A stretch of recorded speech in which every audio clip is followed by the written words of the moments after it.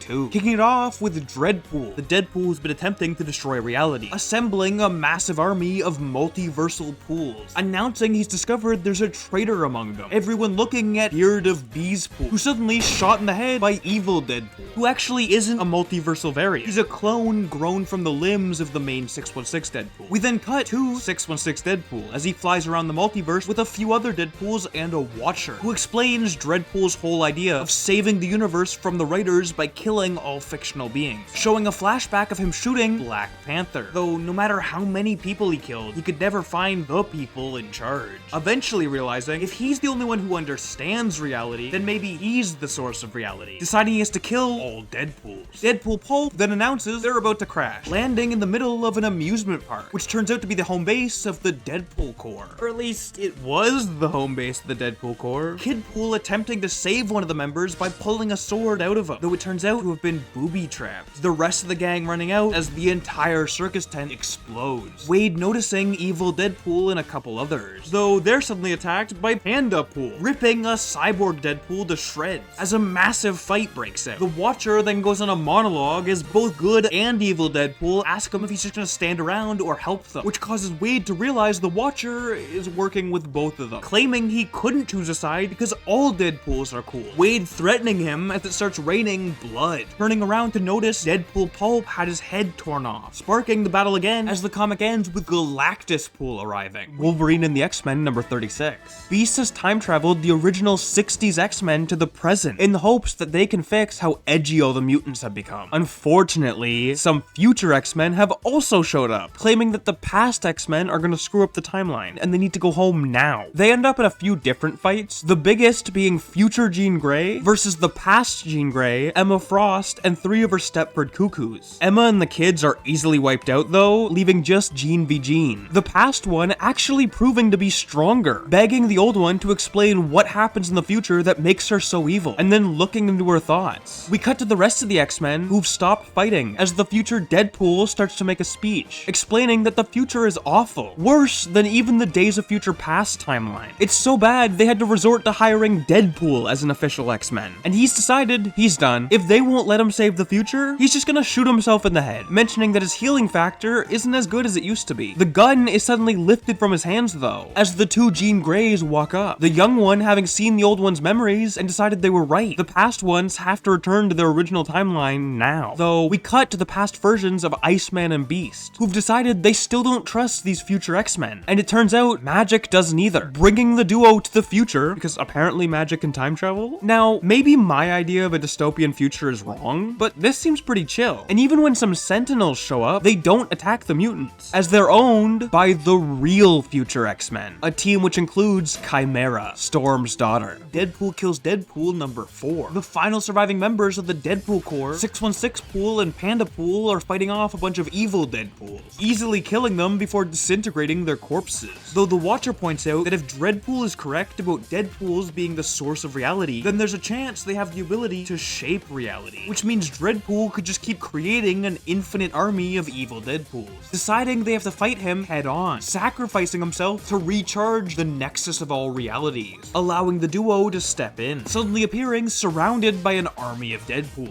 Though before a fight can start, they're all blown up by the Deadpool Resistance, teaming up with Wade to storm Deadpool Tower. The story cutting to a montage showing a massive battle, in which every member of the Resistance, including Panda Pool, dies. But more importantly, Ultimate Deadpool dies, which must have been really tragic for the one guy who likes Ultimate Deadpool. Finally, 616 Pool arrives at the tower, discovering that Dreadpool has already killed his own army, launching himself at 616 Pool, as he monologues about how he isn't the villain, the continuity is, which in a way makes them both the villain, as they are the only reason the story is still going. Dreadpool claiming he's no longer going to allow himself to regenerate, mentioning that Wade could do it too, but he seems to only care about keeping his suit intact. Flashing back to the first issue where he was stabbed through the chest, realizing that he's been wearing a clean suit the entire series despite never changing. Though mid-speech, Dreadpool crumples to the floor, Wade responding that he's got no problems with the status quo, asking if he stabbed Dreadpool during the fight or if he just made the knife appear with the power of his mind, claiming that he doesn't think Dreadpool controls reality, he just thinks he's stubborn, saying that if he starts to heal, it might be Wade using cosmic abilities, or it might mean Dreadpool doesn't want to die. Wade going into a monologue about how he can change and become a better person before slicing his head off, announcing that the multiverse might have been able to forgive him, but he won't, dousing him in universal acid, as he ponders maybe they are gods, or maybe they're just voices in the real Deadpool's head, second guessing himself on if he changed his clothes, before deciding he doesn't care, because he's the last Deadpool standing. The comic ending with evil Deadpool stalking him from some rubble. Magneto number 1. A lot of this story is just narration about the state of mutants in the world. The real plot just boiling down to Magneto hunting a man who killed 3 mutants. So he breaks into a police station that's holding the guy and uses the metal in the room to form his uncanny Black Steel outfit. After finding the dude, Magneto realizes he was forced to kill those mutants by some cybernetic implants. But Magneto reluctantly still has to kill him in self-defense when the cybernetics randomly activate. Deadpool number 27. The whole thing is split up into a bunch of different stories, each one being about a different woman Deadpool has tried to propose to. Our Stone shows up about halfway through though, as Deadpool starts recounting how the X-Men Siren broke his heart. But he starts adding stuff to the story, which the comic editor disagrees with, starting to freak out about how Deadpool is altering the canon. Wade stepping out of the comic and revealing he's doing it with the Continuity Gem, a secret 7th stone he stole from Thanos while he was sleeping. He uses it to go back to the day Siren left him, where he now meets a new woman, Genosha, and they live happily ever after, until their wedding, when a bunch of assassins gun her down, her final dying words being, "I love you, Daredevil." Finally, Deadpool realizes he's accidentally just recreated an episode of the TV show Knight Rider, so he tosses the Continuity Gem away, and the story ends with the comic writers trying to safely contain it. Deadpool number 27. Kicking it off at a museum where Deadpool and his S.H.I.E.L.D. agent friends are fighting some ultimatum soldiers.